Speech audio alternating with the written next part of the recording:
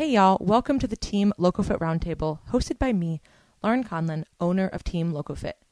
Each week, I am joined by one of our coaches to dive headfirst into the nutrition, training, mindset, and coaching strategies we use with our clients. If you loved the show, please subscribe, leave us a review, tell a friend, you know the drill. And for more information about coaching, the programs we offer, and additional content, visit teamlocofit.com.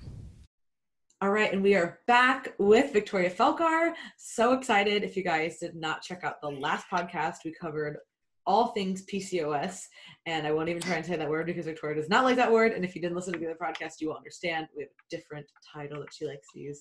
But everybody commonly knows what PCOS is. If you didn't, the last podcast goes over all of those details, but I did put up a question box on my Instagram and got a ton of really great questions.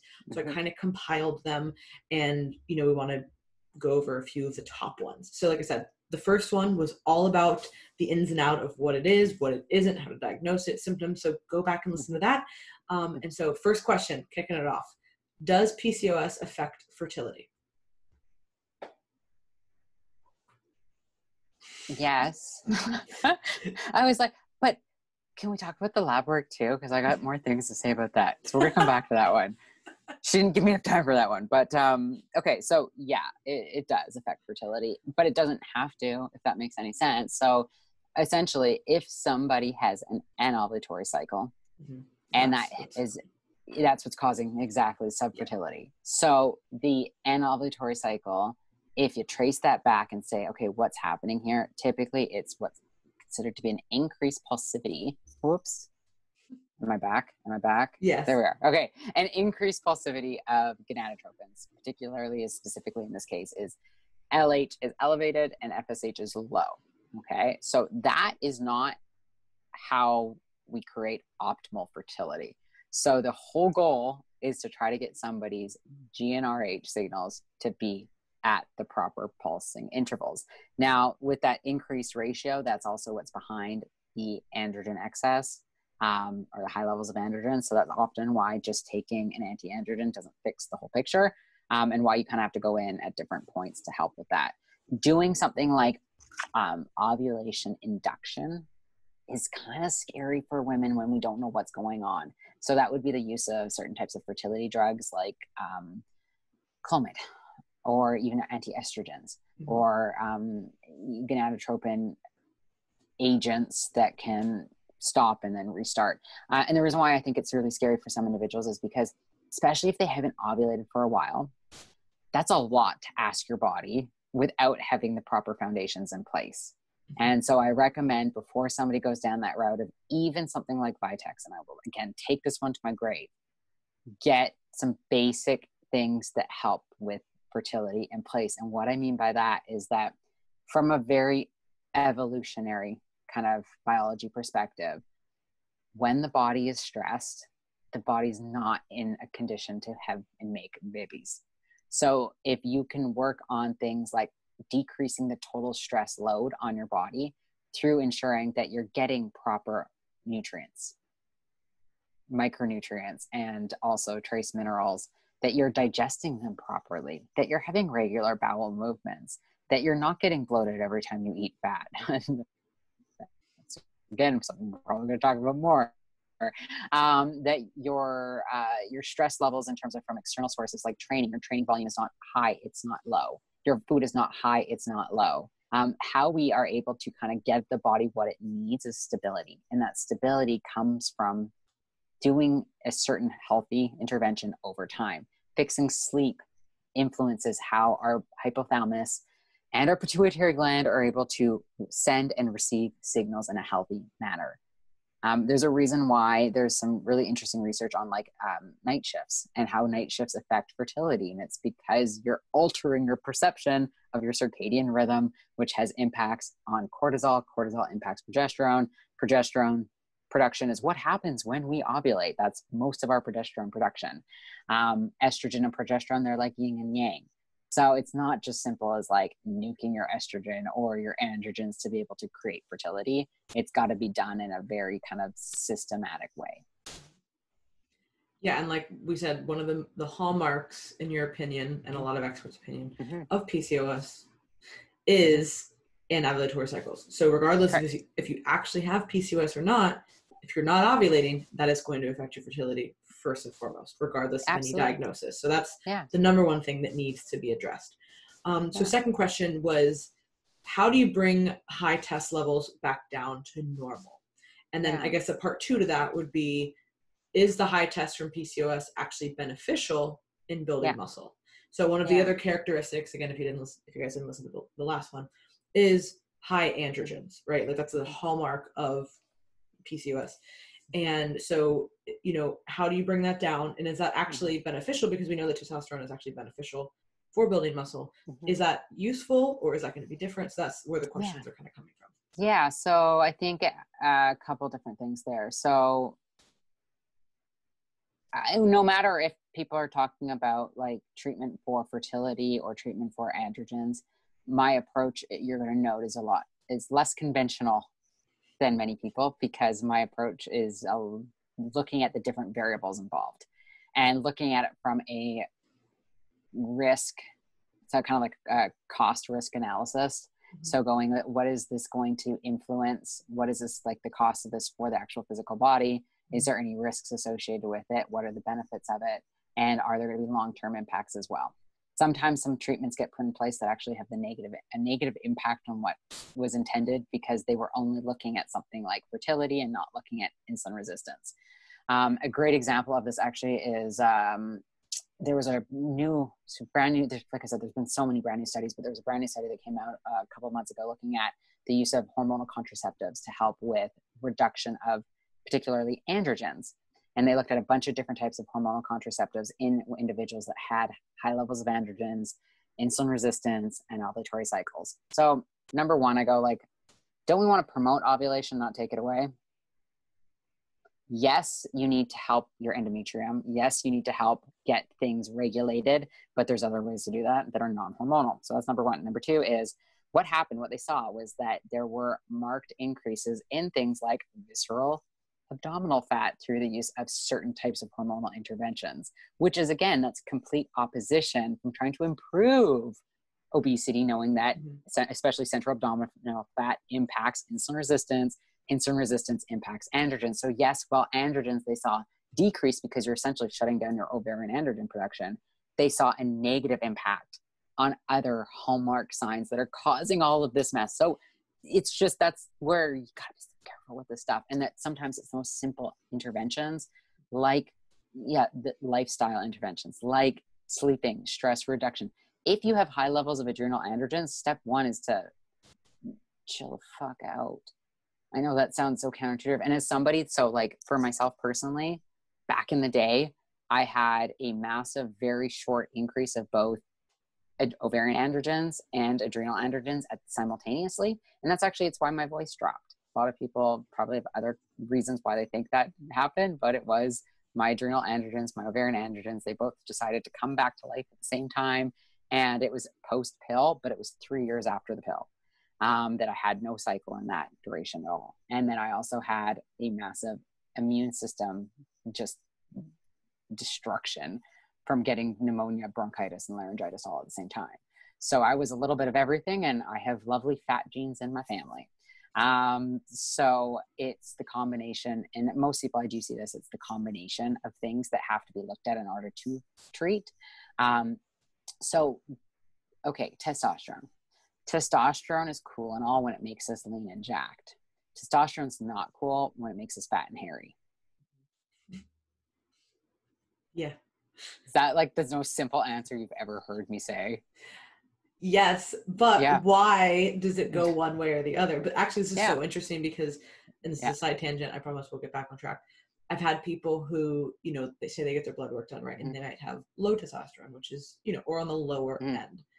And they're like, oh, I'm going to start taking testosterone replacement. And again, that sounds great until the person just aromatizes all the testosterone, which then just increases their estrogen. And they're like, wait, I've gotten just fat in 3 months. I'm like, yeah, because it might not have been the best approach. It might not have been the only thing you should have taken. Like, you know what I mean? There's so many things. So high and low, like it's just, testosterone, everybody thinks because men take testosterone and they like look better and feel better, that like we automatically will too. Yeah. There's just a smaller range, right? The thing is that estrogen is so anabolic. Estrogen is needed for fat loss too. Everything, if you think about in a bell harmony. curve, yeah, exactly. And it's a bell curve. Yeah. Extremes on either end, high or low, are not going to do you good. It's that middle that's like that curve. That's where there's this range, and the range is dependent on so many different variables. I mean, what's high for me could be low for you. And where I bind is going to be different from you. I could have genes that make it so I am kind of, there's something called backdoor androgen synthesis, which is a genetic thing that happens, that you change the ways that you actually are converting your types of androgens to DHT. So if you're converting a ton of DHT and you're binding that right on the skin, yeah, you're going to have things like cystic acne, and you're going to have things like hair growth, whereas somebody might not have that, even if you guys both have the same levels of testosterone in your lab work. And lab work for women for testosterone, I have to say, is bullshit. Even the ways and the mechanisms they use are like, well, we think that women should have approximately this much less testosterone for men, so let's put this as their range. And the ways in which it's done is just, so you have to, like, going to diagnostics, it's like, you got to be able to get the gauntlet of FSH and LH and SHBG, or sex hormone binding globulin, and total testosterone and free testosterone and DHEA and androstenedione. You got to get it all, because that's really what's going to help. And even the difference between estradiol, total estrogen, and estrone, because in polycystic ovarian syndrome, or AAE, one of the things that actually is seen is low estradiol and high estrone. And the high estrone is what's causing the aromatization.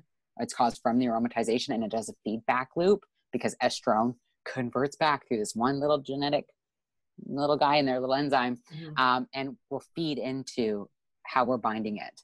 And on our skin, it's particularly it's skin they found, but also fat cells and insulin resistance is all kind of related there. But so testosterone, we're talking about in some individuals, how they're binding it with their, both in terms of like the muscle, but then where they're not binding it in their fat cells. So if somebody is predisposed to things like obesity or type 2 diabetes, high androgens are probably going to have an impact on their insulin resistance, and their blood glucose management, as well as on their adipose levels. In particular, another thing to consider is if they were fat in puberty. My phone is going to be dying soon, so I'm going to plug it in. But if they were fat in puberty, then their fat cells are already primed. It's not like they just go away. And the levels of inflammation that their fat cells are going to be more inclined to negatively handle is going to be much greater than somebody that develops adipose, like adiposity later after puberty. And so even if you lost body fat, say you were fat as a kid, you went through puberty, you were fat, and then you lost weight at 20, and then all of a sudden you take gear and you're like, oh my God, why did I blow up? When as soon as you started increasing intentionally your androgens, and it's because your fat cells were primed and ready to go to convert to that insulin resistance and to hold all that inflammation, and that shit show starts. Yeah, you plug your phone and I'll talk about the fat cells really quick. So just in general, so that people kind of understand, you have, when you do gain weight, you're going to fill up your current fat cells, and then you might even create new ones, right? So when you are losing weight, you're going to basically empty out the fat cell or the adipocyte, but you're never losing that fat cell. And I think there's even some research too with liposuction, right? Like they basically, you can even remove a fat cell from a certain area, but if you don't actually put that fat cell back in, like a fat transfer, like I think there's better success with fat transfers because of this, but if you just do lipo, a lot of people will end up having, like, they're like, yeah, I have body fat that shows up like in random places, which is so fascinating, because like your body knows that it has a certain number of fat cells. And if you try and even take those away, it's like, no, we're going to create them whether you like it or not. So this is not encouraging lipo or fat transfers, but I'm just trying to like use that as like a very extreme point to show, like, say like you have 10,000 fat cells, even if you've emptied them out to like contest level of body fat leanness, those 10,000 fat cells are still waiting, and they're actually at the end of a very, very strict diet or calorie deficit. When your hormones are tanked and your metabolism is tanked and your mindset is tanked, those fat cells are primed to store body fat versus muscle, which I talk about at length all the time with like weight regain and fat regain, and all of that is so interesting to me.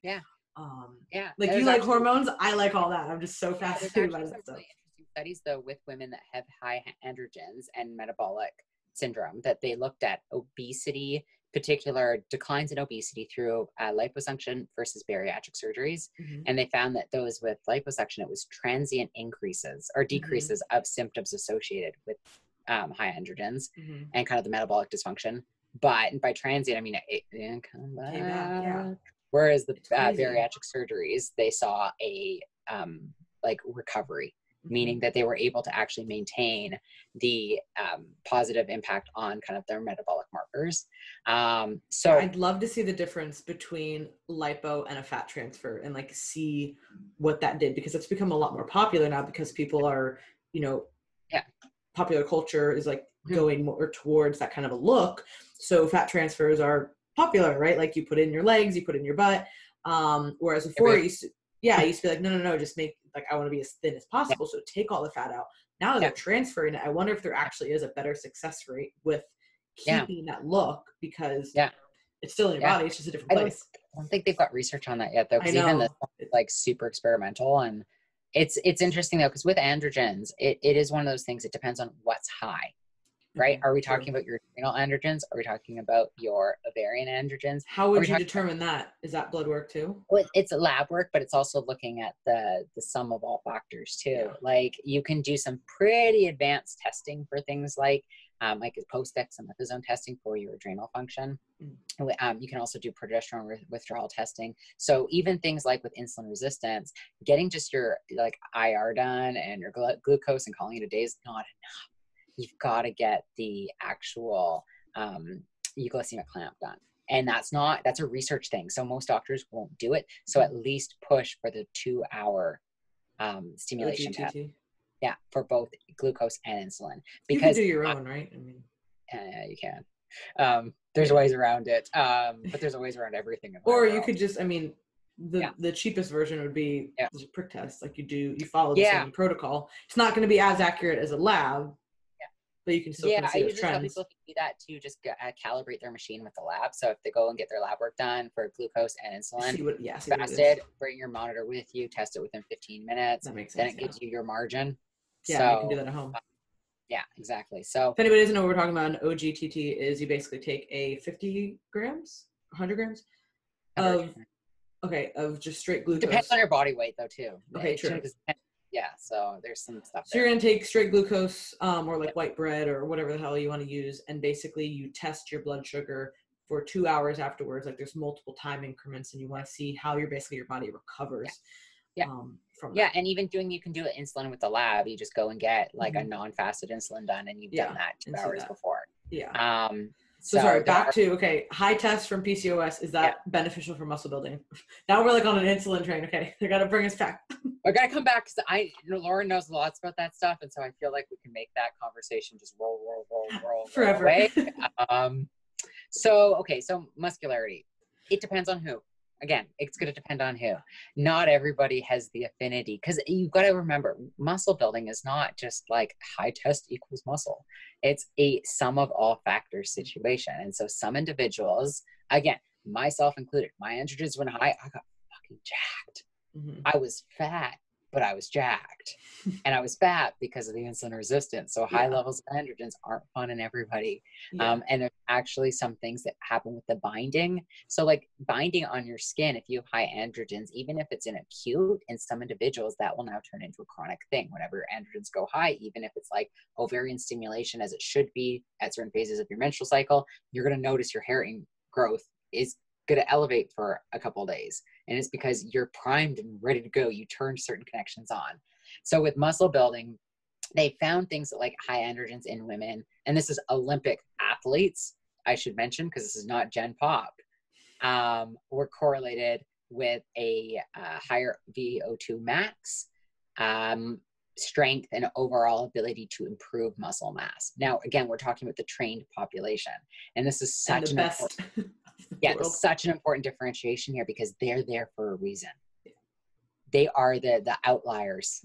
They're there for a reason. In the average population, they have found that there is potential. Again, there's not enough data on this, but there is a potential that individuals with high androgens have a greater affinity for building muscle, but a decrease in ability to produce and maintain lean mass, meaning that body fat levels are higher even when muscle mass is higher. Okay. Yeah. So it's kind of like, yeah, you can get jacked, but it's gonna be really hard to lose fat. Yeah. Honestly, I see that PCOS, high test or whatever, or not. I would say that just with working with a lot of clients over the years, the people who have the ability to have that denser, more muscular look typically struggle to lose fat while they can maintain their muscle. Yeah. And then vice versa. The people who maintain that leaner physique, I think that people see those individuals, right, who are naturally smaller, who have added 10 pounds of muscle to their frame. Yeah. How do they stay so lean? And I'm like, no, you don't understand. They used to just not have any muscle at all. Yeah. And all of the weight that they've put on pretty much has gone to muscle, right? But it's been challenging. Whereas other people might gain muscle really quickly. Yeah. Losing that fat, it's a lot harder. And it's really interesting because it happens, what the belief is that it's associated to the hyperinsulinemia. And so the hyperinsulinemia causes a downregulation of the insulin receptor. The downregulation of the insulin receptor increases the insulin resistance within the muscle cell. And so within the skeletal muscle cell itself, you get type 2 fibers that go up, glucose uptake that goes down. Then that alters your free fatty acids. It alters your androgens. It alters your glucose outside of the muscle cell. And that even with diet and exercise, you're now just increasing your androgens and putting that feedback loop at work. And so I have found over the years, especially for individuals that are athletic, the idea of decreasing androgens can be very scary because you're like, oh my God, I'm going to lose my muscle. But sometimes a little bit of intentional reduction is needed. However, I'm going to say this very loud and clear. Do not fight fire with fire, my friends. If you're going to want to elicit on an athlete, especially athletic population, if you're going to want to elicit a sustainable change that's healthy for their androgen levels and their physique and their athletic performance, work on the non-hormonal interventions. That should be your last stop. So working on increasing insulin sensitivity, whether that's through lifestyle or nutrition or other things like berberine or chromium, those have all been shown in research. Berberine has been shown to decrease androgens with long-term use in women. But they do that through working on the insulin resistance.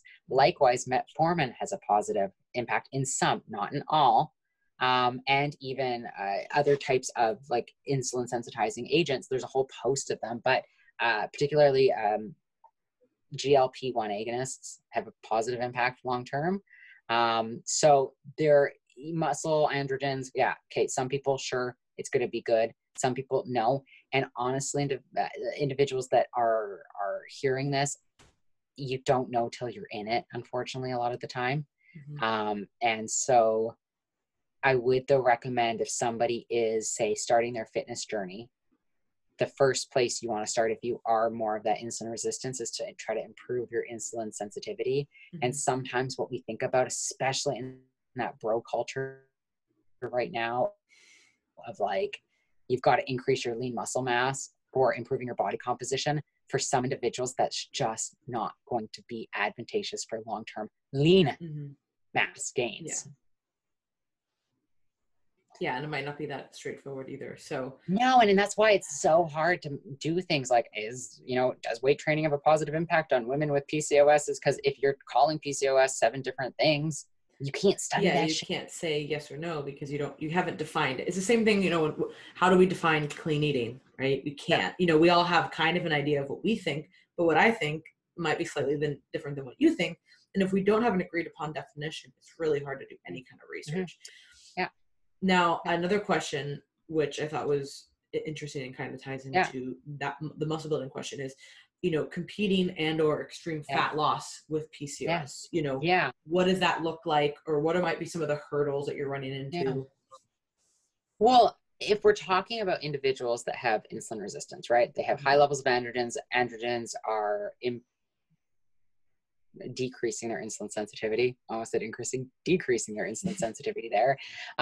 They're good at, typically speaking, the research is showing, harder time losing body fat. This does not but easier to hold on to muscle, right? Exactly. Yeah. Exactly. And it's because of that, what's happening at the skeletal muscle. This is not everybody. No, and somebody that has, say, genetically rooted inner predispositions that have altered their sensitivity to insulin, that's different than somebody who's put themselves in an environment that has altered their insulin sensitivity. Somebody can be eating a certain way and living a certain lifestyle, but not have that genetic root. Somebody can have that genetic root and not put themselves in that kind of environment that's going to cause issues. It's when the two things collide that people have a really hard time, like a really hard time. And then you throw everything else in the mix too. So I think that when your bases are covered in terms of things like, your stress levels are taken care of in terms of like your adrenal axes, you're having regular ovulatory periods before you start prep. Things like making sure that you are still having a nutritious, well-balanced diet in terms of it's not ultra high in carbs, it's not ultra high in fats. You're eating like a good human being, and then you can alter from there, but you got to build a baseline. And that micronutrients are vital. Timing is vital. Also, training style is vital, because training style and how we then utilize our substrate, they go together. So I think that it's not impossible. I mean, I can say personally, again, I can speak personally because I've had these metabolic derailments over my time. I've had high androgens, I've insulin resistance, all that jam.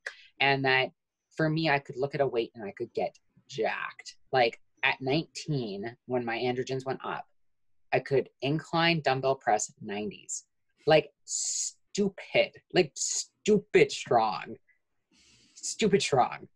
But for me to lose fat was so hard. Like it was the diligence and the time it required.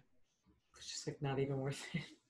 And required me working on the other axes. There's a reason why practically I've created certain types of protocols and worked with other practitioners to then put these into play in clinical practice and actually see the benefits of them, is because I've been there myself. And that idea of you want to really hone your insulin sensitivity, that is your key to fat loss. I mean, that is such an important thing. And that the glucose utilization in some individuals will remain unchanged even when they decrease their androgens. So some women will go through the painful, process of decreasing either pharmaceutically or manipulating through things like cautery or cauterization, and they will still have insulin sensitivity issues, because you have to look at it that the insulin is feeding into or feeding from. And so working on that axis is vital. But again, birds of a feather flock together. Typically speaking, insulin sensitivity over time can also alter thyroid function. It can alter the ways in which we actually metabolize and work with free fatty acids, which then influences inflammation and hyperinsulinemia. They're like BFFs. So working on all shitty BFFs. Yeah. They're like the worst friends you don't want to hang out with. It's a codependent relationship that should end. Yeah. You don't want to ever see them out together, but then when, those friends. Yeah. But speaking of insulin resistance and carbs, so one of the most common treatments, we'll say that, or prescriptions for PCOS is you must follow a low carb diet. And I've heard this from many people, and this was actually in many of my messages, that as soon as their doctor said, oh, hey, you have PCOS, you need to follow a low carb diet. You can never eat carbs again. You're always going to be on the heavier side, et cetera, et cetera. So what is the relationship there as far as carb intake and PCOS? Because just from a normal perspective, say, hey, you can correct your insulin sensitivity and still eat carbs. Yeah. You just have to know how to be able to do that.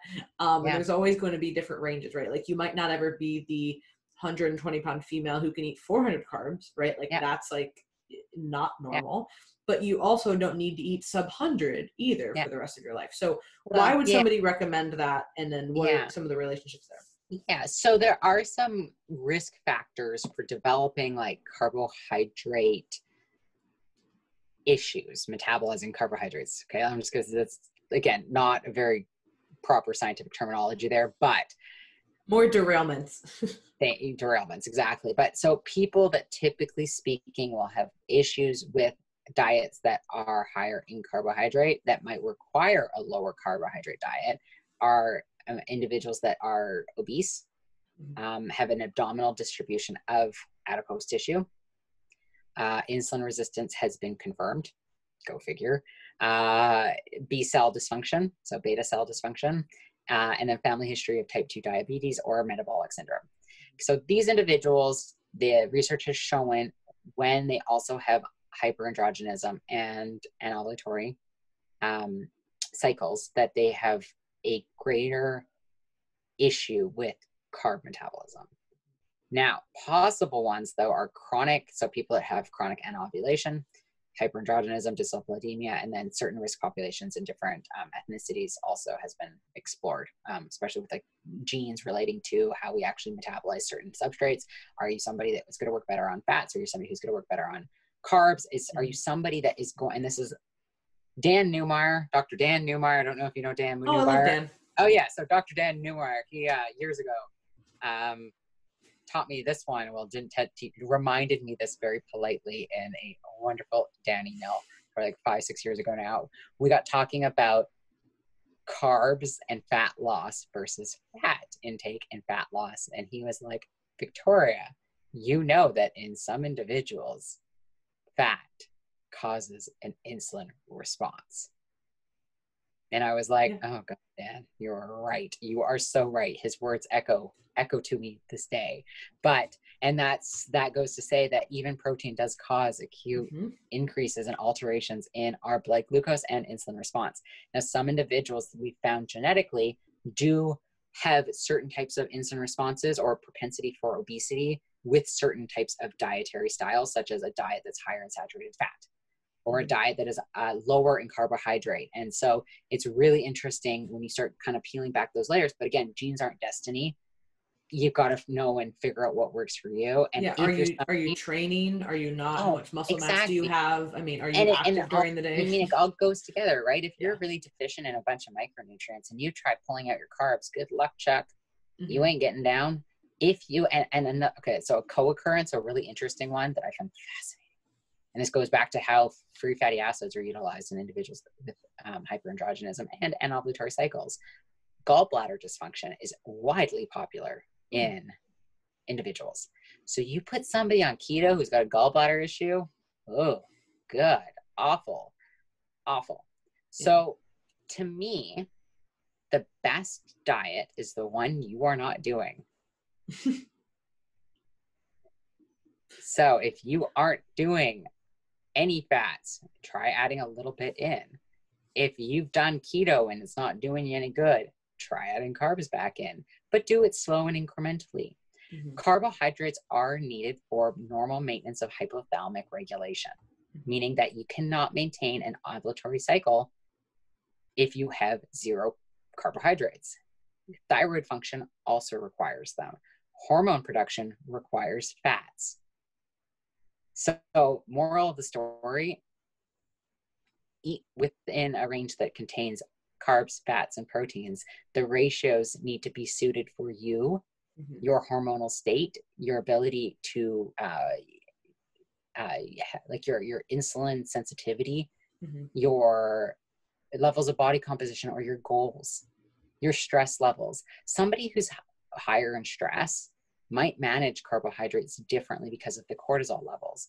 Somebody who has low cortisol might require higher levels of carbs at first, even if their body fat is higher, just to help get things back on track. And the thing is diets aren't forever. Diets are clinical interventions. That's all they are. And a clinical intervention means that you are doing it in a clinical setting, AKA it is done with a time frame in mind. You are testing before and after. You have markers along the way. to ensure that it's not just the number on the scale moving that you're keeping an eye on. It's a host of other things involved. Yeah. And rent. Yeah. And rent. So yeah, just saying that somebody who has PCOS needs to be low carb is generally pretty poor advice. Because again, what is low carb? I know people who consider low carb to be less than 30 grams. Other people consider it to be less than 100, right? Like that's a huge range. Or where are they getting their carbs from? I mean, that's the biggest piece of advice that I tell people is like, take a look at, are you counting vegetables as carbs? Mm-hmm. Are you eating a diet that is high in high glycemic load? Yeah. Are you eating something that is only based with grain? So the thing about the healthiest diet is the one that is nutrient dense. It is diverse. Mm-hmm. You can digest it properly, and you enjoy it. Mm-hmm. Like, has to be all those. And some individuals, even if they do that, they need to use insulin sensitizing agents. Mm-hmm. And those are great. And that shouldn't be looked down upon, for certain people to have to use certain supplements or whatever for the rest of their life. Yeah, or even agents to help with free fatty mobilization. Mm-hmm. I know a lot of people who they almost feel bad, right? Like say they've, developed a thyroid problem, and, they almost feel bad about taking it. And it's like, listen, this is not something that, whether you could control it or not, whether you had bad dieting history, genetics, both, whatever it might be.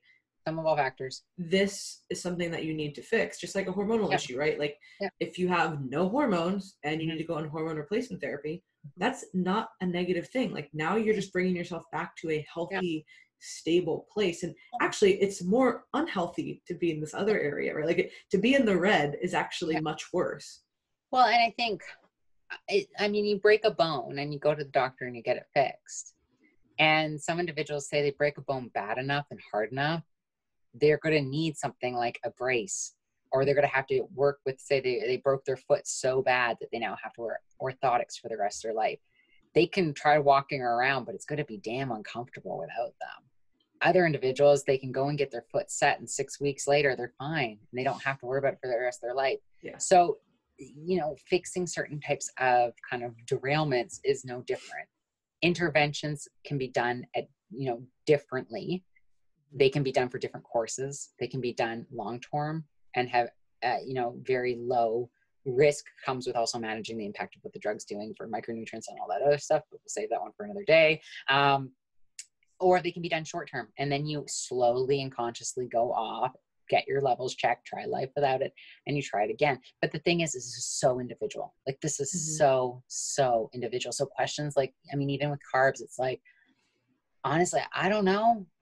Yeah. I don't know your background. Yeah. And why do most doctors prescribe this for people? Because they don't have a flipping clue that fat can also cause, like with some people, or even just, eating certain types of carbs and other types of carbs, like nutrient. Well, it's the easy answer, because if somebody has insulin issues, they automatically think, oh, low carb must be better. Not necessarily.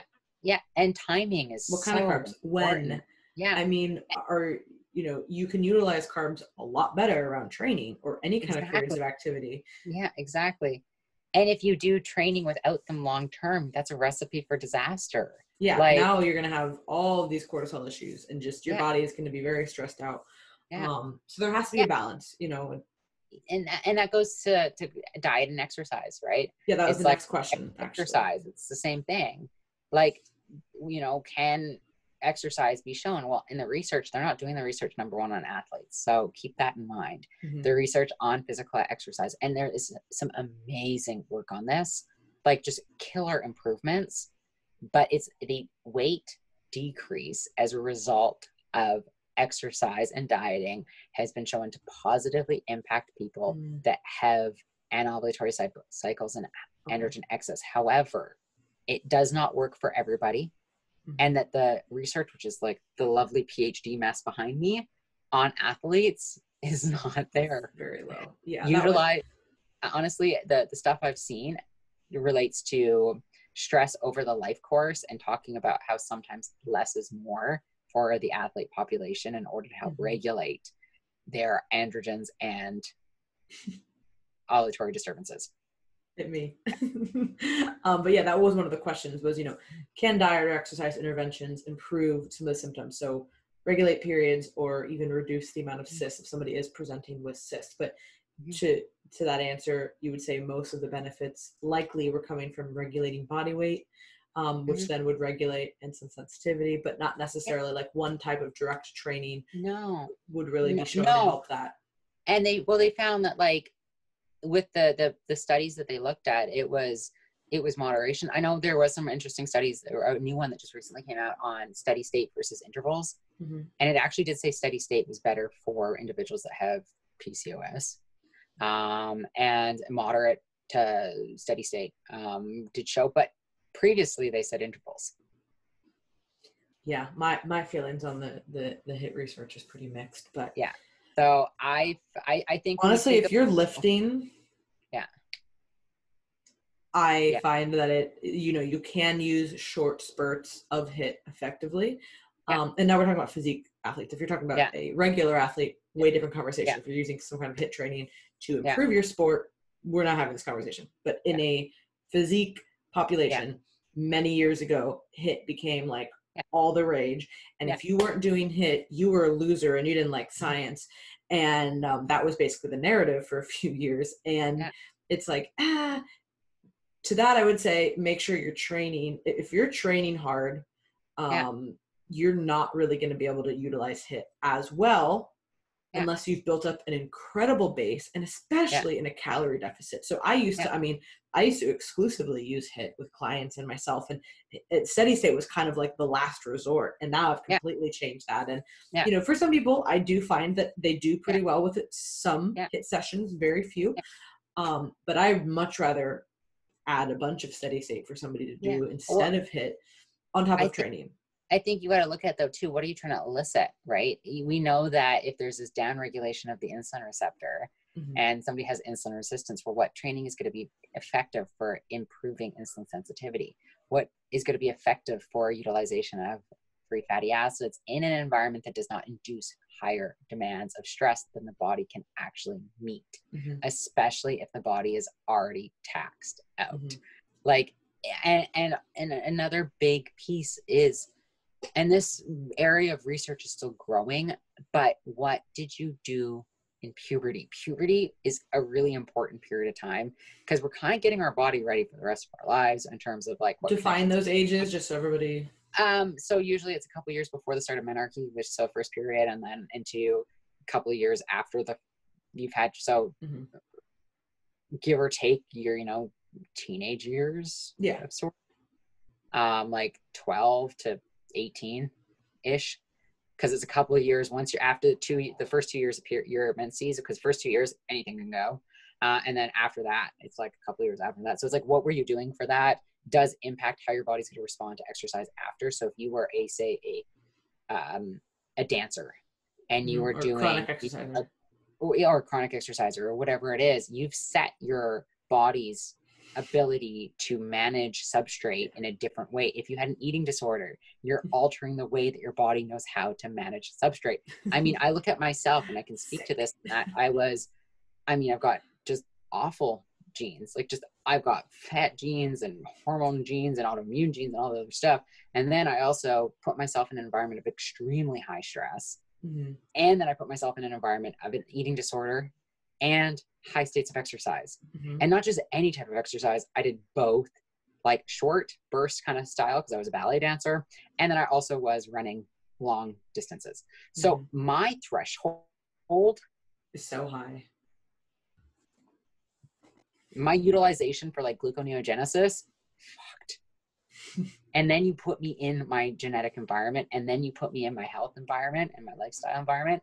It's crazy. But that goes to show, like, genes have to put in lifestyle. Lifestyle can impact genes. We can create and, modify your genes too with different drugs and everything else. So it is just super, super complicated.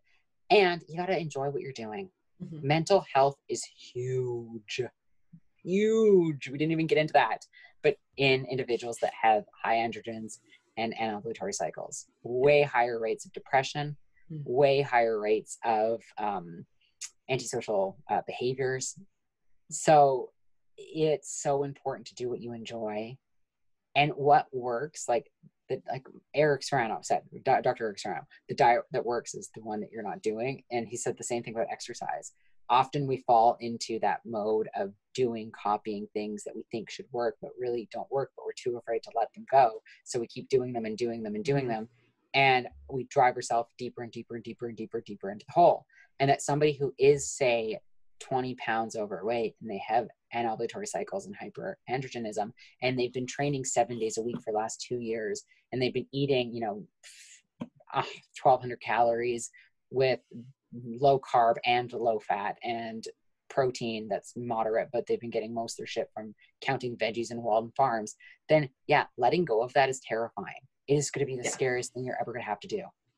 But you have to do it. Otherwise, and this is a conversation I have with a lot of clients, because this is a clientele that we've started to work a lot more with over the past few years. And it's something that is a huge challenge, but it's something that's very rewarding, because it's kind of the first time that these clients have actually been told, like, hey, you need to stop what we're doing. Like, we're going to stop this pattern of destruction, essentially, and we're actually going to fix the root cause. And it might take a year or two for you to feel better. And that's really daunting for people. But after they've done this for, 3, 5, 7, 10 plus years, they're finally like, I don't want to do this anymore. And unfortunately, I see the worst end of the competitors side of things often, because people have basically just trashed their body for the past few years.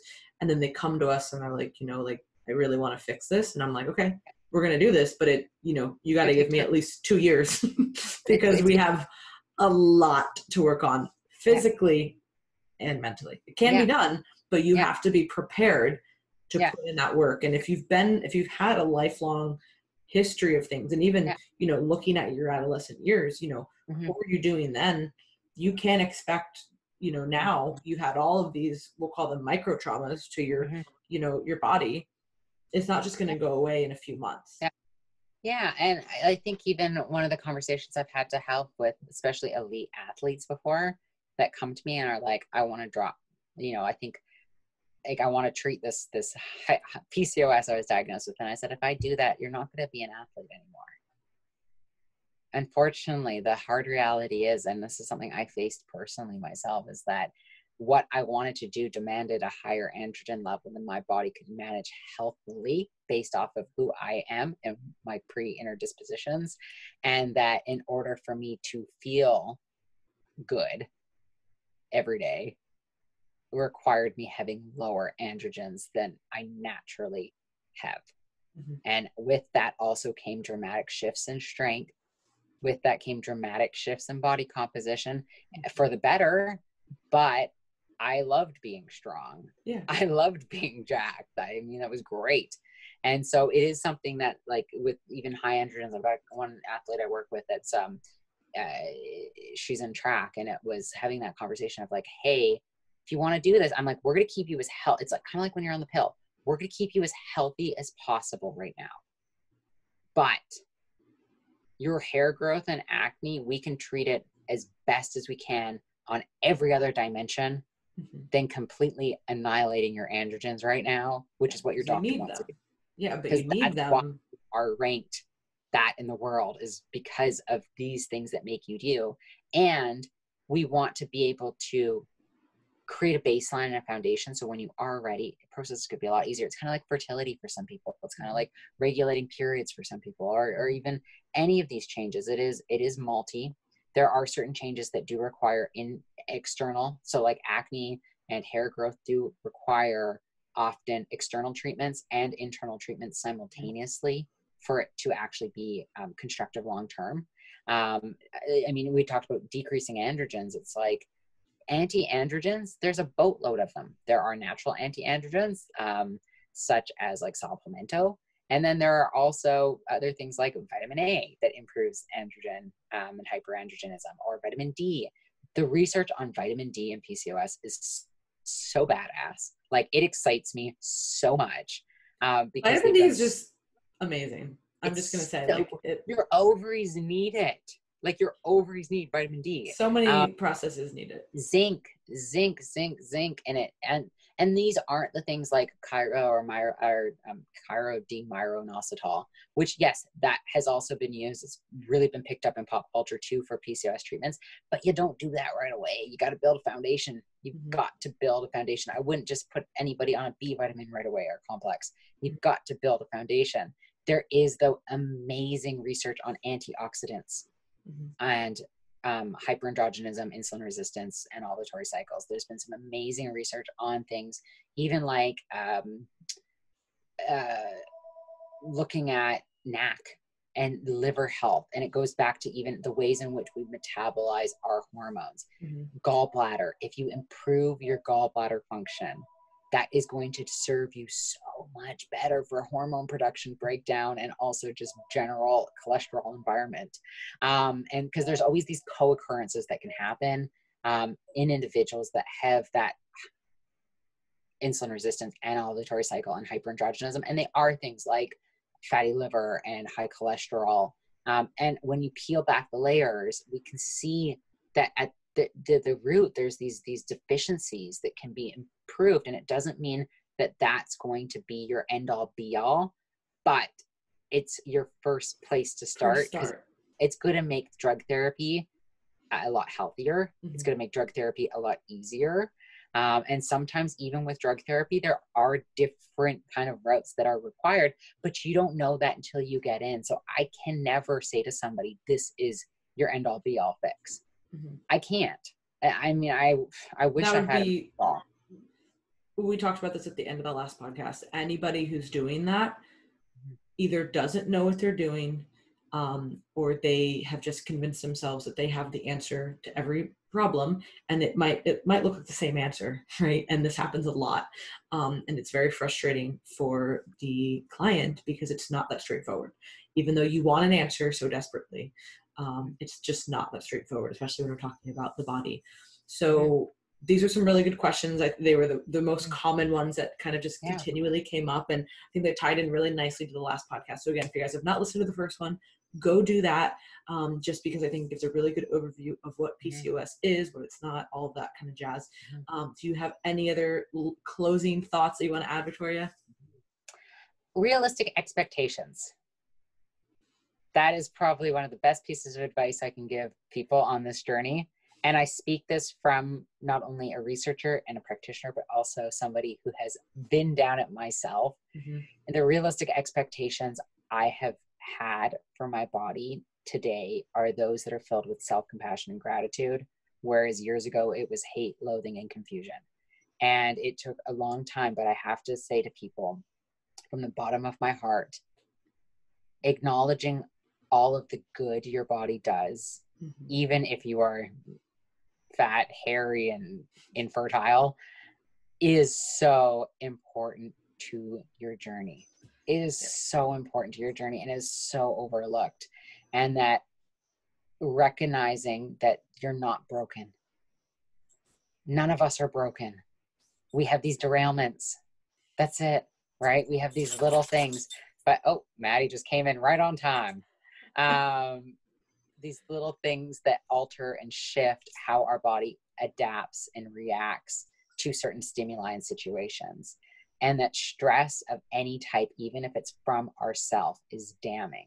I mean, there are research on anovulatory cycles that can be induced from just thinking that you are fat and having negative body image. Is incredible to tell you how important our mind is for a piece of this journey. And so really for anybody, even if they are an advanced athlete, start by getting your foundations in place first. You know, the basic fundamentals of sleeping on a normal circadian rhythm, having positive social relationships, having a hobby other than beating up other people, Lauren. I told Lauren to go get a hobby and she goes and beats up other people. Like gardening, painting, listen, walking in nature. I typically beat up much more.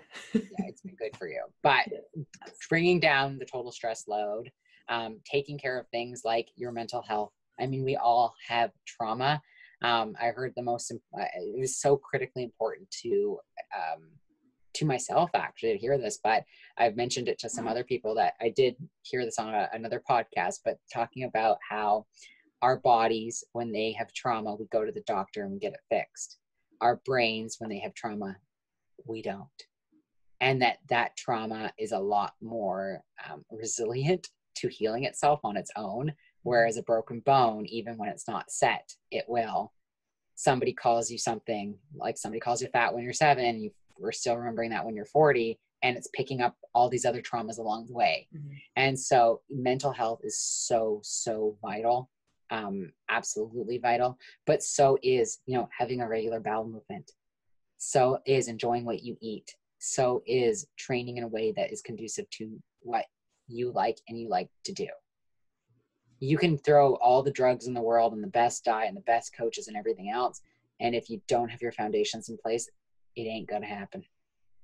Nope. And you might do it once, but you're certainly not going to repeat it. So Thank you guys so much for tuning in. I really appreciate you coming on a second time, Victoria.